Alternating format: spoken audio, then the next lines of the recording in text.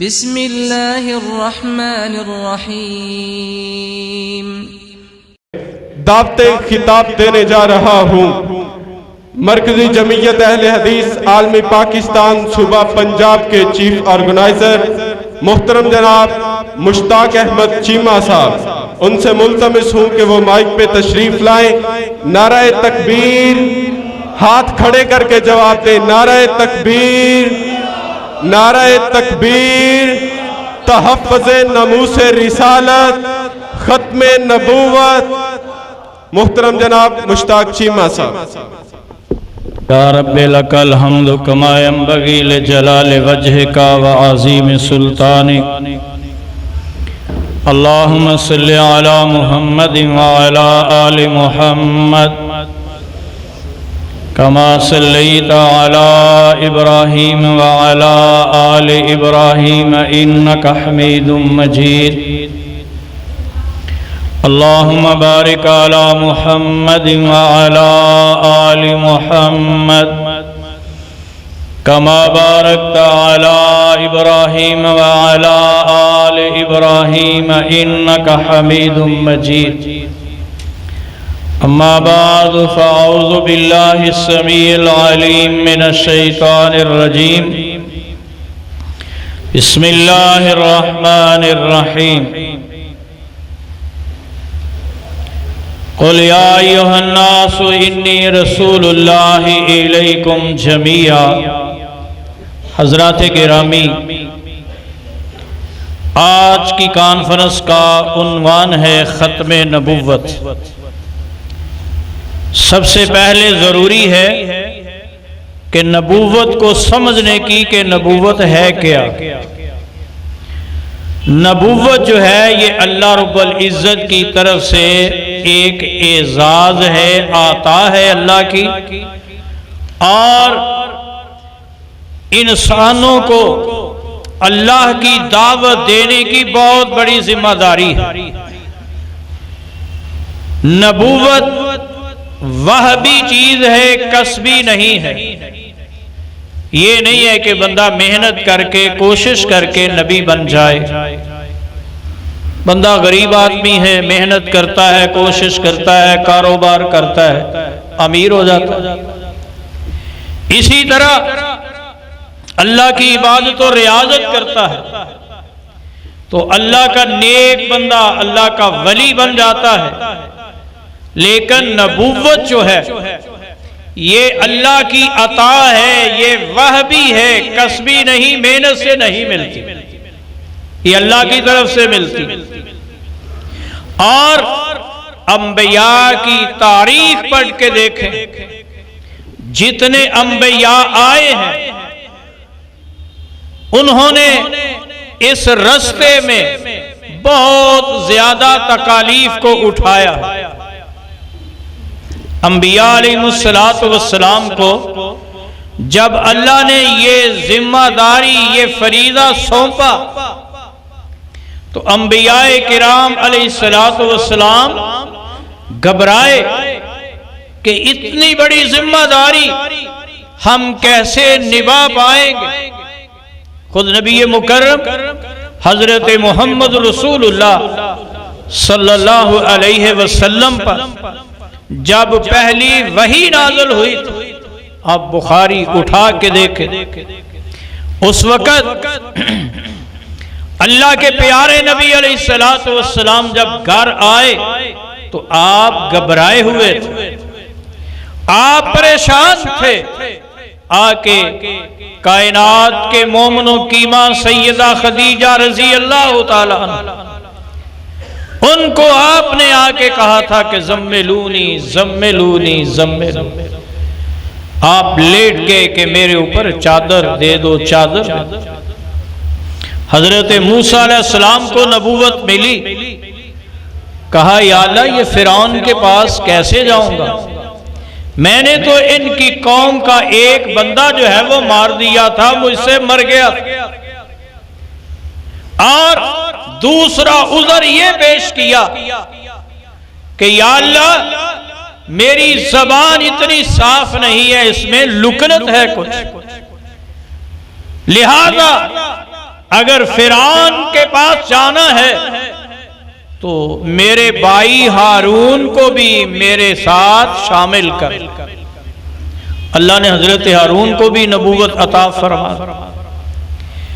تو اب دیکھیں انبیاء کرام علیہ السلام وہ خود نبی نہیں بنے، خود انہوں نے نبوت کا اعلان نہیں کیا، ان کو اللہ نے یہ ذمہ داری سونپی۔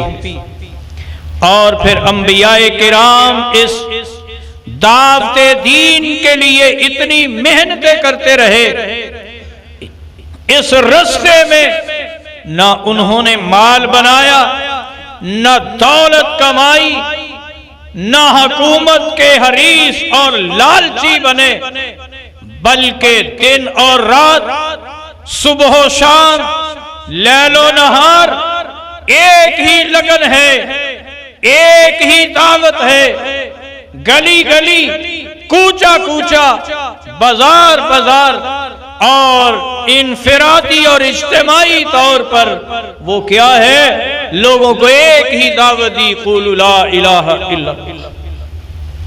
اب اس دعوت کی وجہ سے انبیاء کو قتل کیا گیا، انبیاء پہ ظلم ہوئے، انبیاء کو مارا گیا، اور کائنات کے امام جناب محمد رسول اللہ صلی اللہ علیہ وسلم نے آپ نے یہ فرما کر انبیاء کی اصل مشن ہے اس کو واضح کر دیا کہ انبیاء کا مقصد دنیا کمانا نہیں ہے۔ کیا فرمایا انبیاء جو بھی چھوڑ کے جائیں وہ ان کی وراثت نہیں ہوتی، انبیاء جو بھی کوئی تھوڑی بہت جمع پونجی ان کی بچ جائے تو وہ صدقہ ہوتی ہے، ان کے وارثوں میں تقسیم نہیں ہوتی۔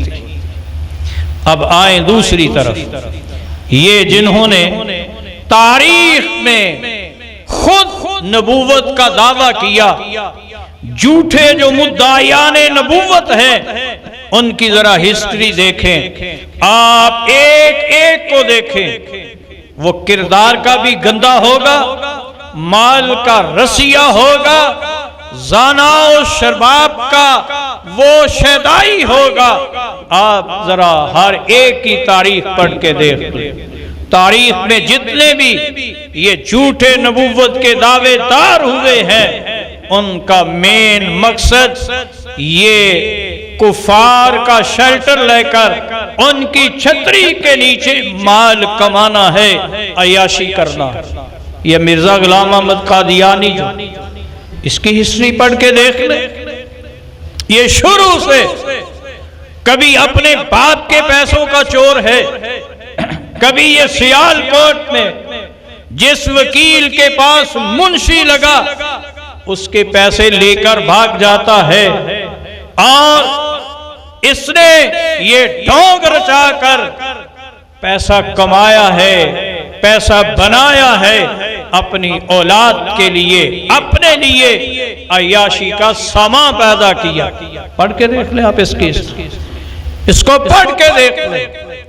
ابھی یہ جو ایک کنجر اور ہے، یہ ابھی اور جس نے دعویٰ کیا ہے احمد عیسیٰ ہونے کا، اس کی ہسٹری بھی پڑھ لیں۔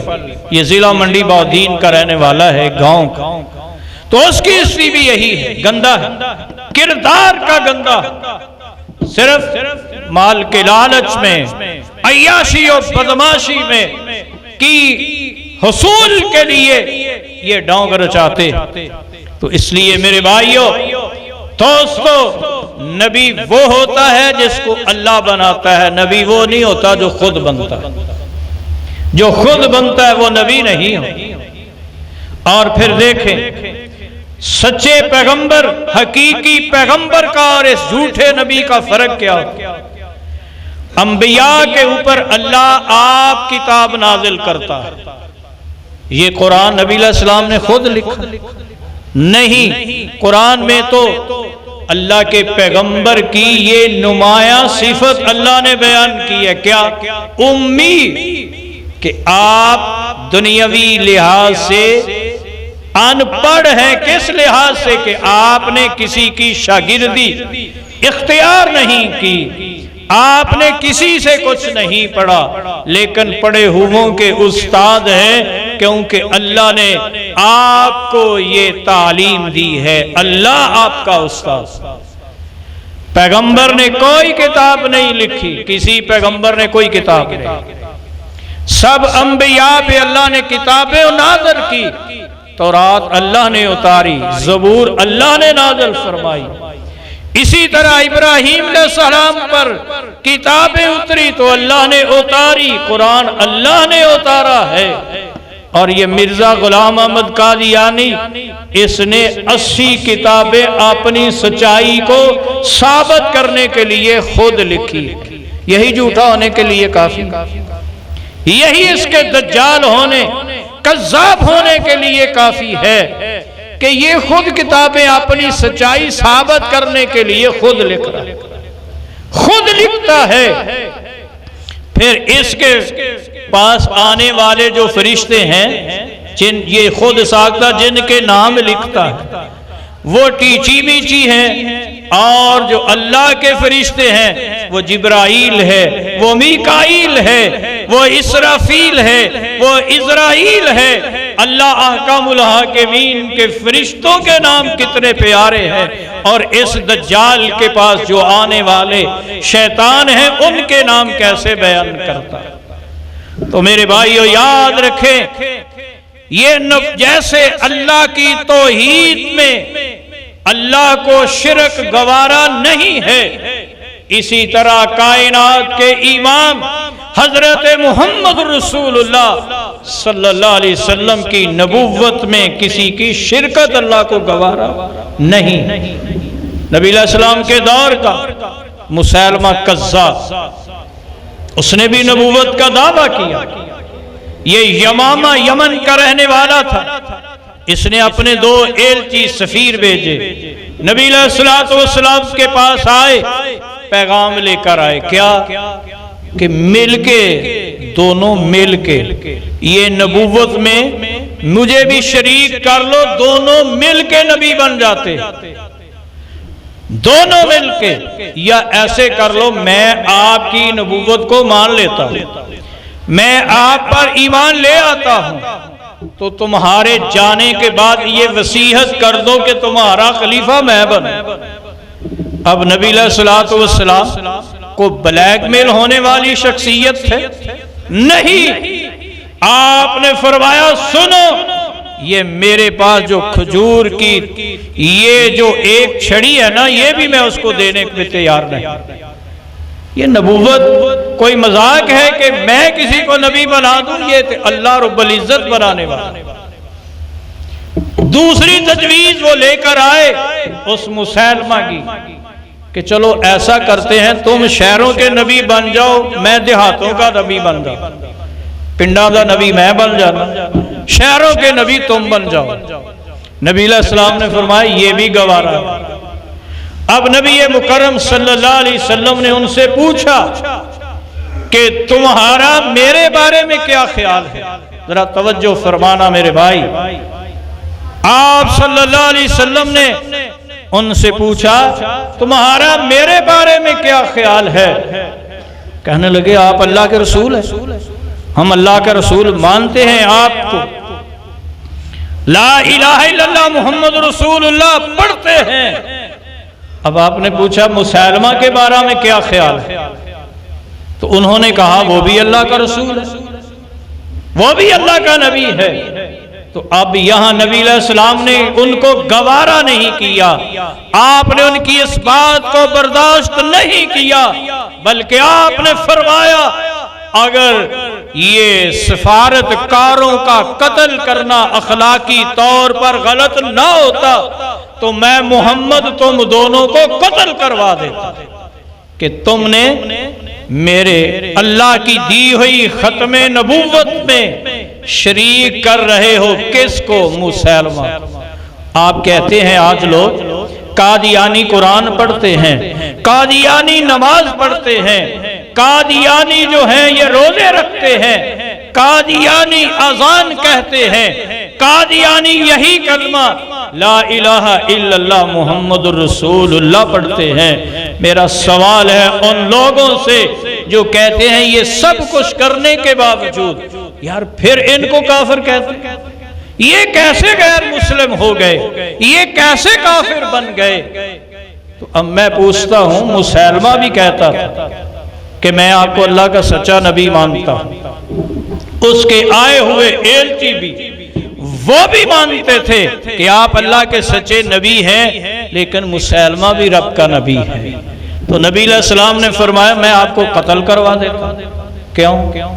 کہ تم نبوت میں مسیلمہ کو شریک کر رہے، بلکہ حضرت ابو موسیٰ اشعری رضی اللہ تعالی عنہ نے ان دو سفیروں میں سے، ایلچیوں میں سے جو مسیلمہ کا پیغام لے کر آئے تھے، جب یہ بصرہ کے گورنر تھے، حاکم تھے، ان میں سے ایک کو دیکھا، اس کو بلایا، کہا آج تم کسی ملک کے ایلچی تو نہیں، کسی کے سفیر تو نہیں ہو؟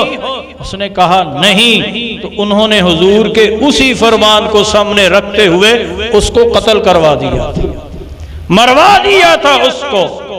میرے بھائیو، سب سے پہلے اللہ نے ختم نبوت کا دفاع کیا، حرمت رسول کا دفاع اللہ نے کیا۔ ابو لہب نے گستاخی کی، اللہ نے تبت یدا ابی لہب وتب اس کا جواب دیا۔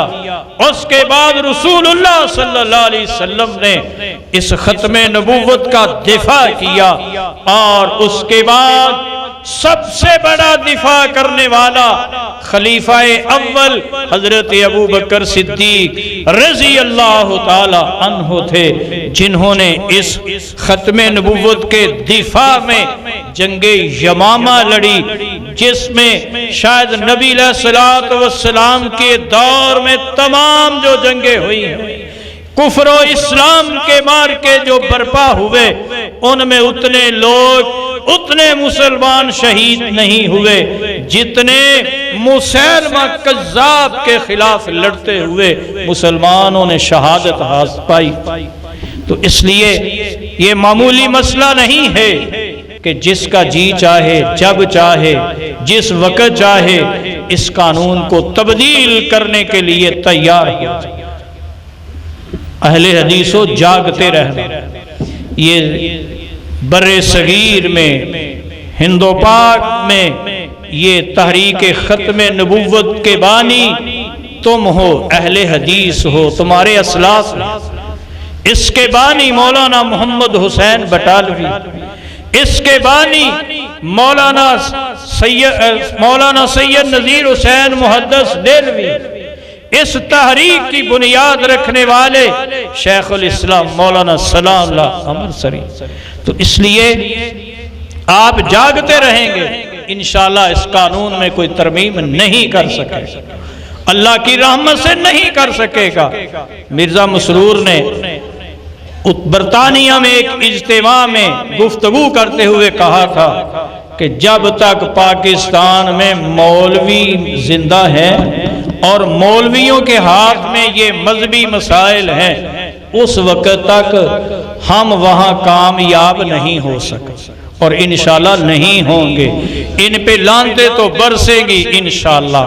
تو میرے بھائی، مرزئی اس لیے کافر ہے قرآن پڑھنے کے باوجود، لا الہ الا اللہ محمد رسول اللہ پڑھنے کے باوجود، کہ یہ مرزے کو نبی مانتے ہیں، مرزے کو پیغمبر مانتے ہیں، اور پھر مرزے کی کتابوں میں آپ اس نے لکھا ہے، حقیقت الوحی میں لکھا ہے، سنیں یہ لا الہ الا اللہ محمد رسول اللہ کیوں پڑھتے ہیں، کہ اس نے کہا وہی جو عرب میں محمد آیا تھا، اب وہی محمد جو ہے، اسی محمد جو عرب میں آیا تھا دوبارہ، وہ میں غلام احمد کی شکل میں قادیان میں آ گیا۔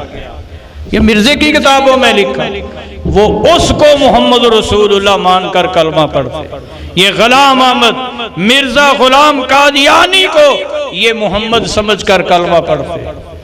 اس لیے قرآن انہوں نے الگ پڑھایا، اور اس کے ساتھ ساتھ یہ آج کے نہیں، مسلمانوں میں کبھی بھی ختم نبوت کا عقیدہ متنازع نہیں رہا، بلکہ مسلمانوں کا اس پہ اتفاق رہا۔ اور یہ پاکستان کی 1974 میں اسمبلی نے متفقہ طور پر ان قادیانیوں مرزیوں کو غیر مسلم قرار دیا۔ 1984 میں ضیاء الحق کے دور میں ایک آرڈیننس جاری ہوا کہ یہ شعار اسلام نماز، روزہ، اذان، کلمہ اس کا اظہار نہیں کر سکتے، اور وہ بات میں اسمبلی میں پیش ہوا، ہمارے ملک کا قانون بنا۔ اس کے بعد یہ پیپلز پارٹی کے دور میں یوسف رضا گیلانی جب وزیر اعظم تھا، اس دور میں یہ اسمبلی میں پھر مسئلہ اٹھا، قومی اسمبلی نے متفقہ طور پر اسی قانون کو قائم رکھا جس میں غلام احمد قادیانی اور اس کو ماننے والوں کو کافر قرار دیا گیا تھا۔ اس کے بعد ابھی یہ نواز شریف کے یعنی شاہد خاقان عباسی جب وزیر اعظم تھا، اس دور میں یہ مسئلہ پھر اٹھا، ترمیم کی کوشش کی گئی، لیکن مسلمانوں کی غیرت کے سامنے حکمرانوں کی بے غیرتی نہ ٹھہر سکی، اور پھر یہ قومی اسمبلی نے پاس کیا کہ اس میں ترمیم نہیں ہو سکتی، جو کی تھی وہ واپس ہوئی، اسمبلی کے ممبران نے متفقہ پاس کیا۔ اب یہ پاکستان کی 1974 کی اسمبلی میں بھی یہ کافر ہیں، اور ملکی قانون کے مطابق 1984 کی اسمبلی نے بھی ان کے کفر کی پر مہر تصدیق لگائی، اور یہ 2008 میں بننے والی اسمبلی، اس میں بھی 2013 کے بعد بننے والی اسمبلی، اس میں بھی ان کو متفقہ طور پر کافر قرار دیا گیا۔ آزاد کشمیر کی اسمبلی نے بھی 2017 میں اپنی اسمبلی میں متفقہ طور پر پاس کیا کہ یہ کافر ہے۔ اب یہ اسلام کی روح سے بھی کافر، ملکی آئین کی روح سے بھی کافر ہے، لہذا اسلام بھی کہتا ہے مرتد کی سزا واجب القتل ہے، یہ واجب القتل ہے جو اسلام سے ہٹ کے مرزے کی نبوت کے قائل ہوئے، اور ملک کا آئین بھی کہتا ہے جو ملکی آئین کو نہیں مانتا وہ غدار وطن ہے، جو غدار وطن ہے اس کی سزائے موت ہے۔ یہ 1973 میں بننے والا جو آئین ہے اس کے مطابق بھی یہ واجب القتل ہے، اور ان کو سزا جو ہے وہ قتل کی سزا ہے۔ چاہے جائے کہ ان کے لیے ترمیم کی جائے، ان کو تو یہاں سے ملک سے نکال دینا چاہیے یا ان کو قتل کر دینا چاہیے، جو اللہ کے پیارے پیغمبر جناب محمد رسول اللہ صلی اللہ علیہ وسلم کی ختم نبوت کے ڈاکو ہیں۔ یہ ختم نبوت کے عقیدہ جو ہے اس کو یہ دھندلا کرنے کی جو کوشش کر رہے ہیں، اہل حدیث و مرکزی جمعیت اہل حدیث آسمی نے اسی مشن کو اختیار کیا ہے، جیسا کہ میرے بھائی بیان کر رہے تھے کہ ہم کبھی آپ کو چنیوٹ میں، کبھی وہاڑی میں اور کبھی شیخوپورہ میں، انشاءاللہ یہ ہمارا مشن ہے، اور اللہ کے لیے رسول اللہ کے ساتھ محبت کے لیے ہے کہ شاید اللہ اسی وجہ سے کل قیامت کے دن ہمیں اپنے پیارے نبی کا ساتھ نصیب فرما دے۔ آمین یا رب العالمین۔